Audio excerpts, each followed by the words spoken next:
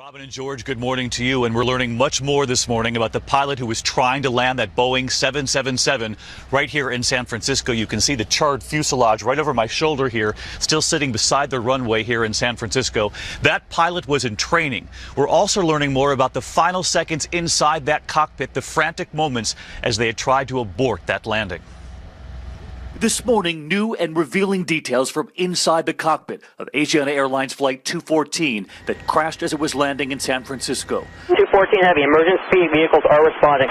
Overnight confirmation from the airline that the pilot in charge of landing that flight was training on the Boeing 777. This was his first time landing one at the San Francisco airport.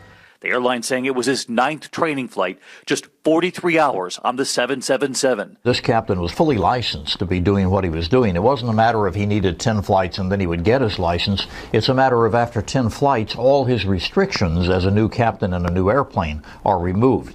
Early this morning, the airline answering questions about the pilot's experience and about him flying into San Francisco. Our pilots go through simulation training and complete their training process before flying to the airport, so I don't think that the problem of the pilot being inexperienced exists.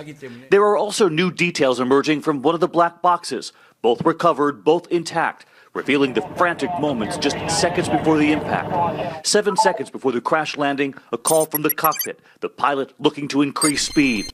Then, just 4 seconds before impact, this new image obtained by CNN, showing the plane hovering right over the San Francisco Bay.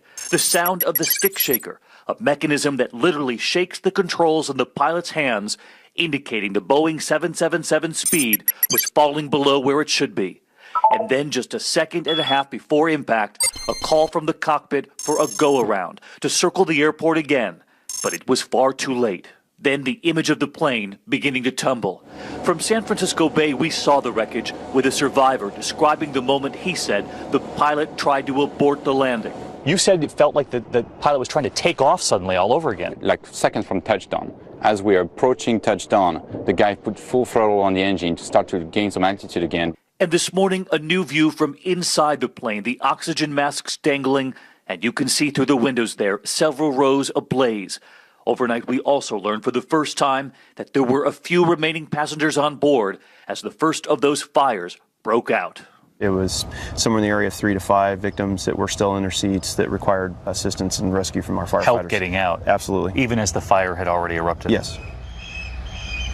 We know so many of those passengers in critical condition this morning, and we're learning more about the 2 dead, those 2 Chinese girls, the teenagers coming. We have this image this morning, one of the families back in China hearing the heartbreaking news. And in one more development, the fire official telling me that they are investigating the very real possibility that one of the rescue teams might have run over one of those girls while answering the call here at the airport.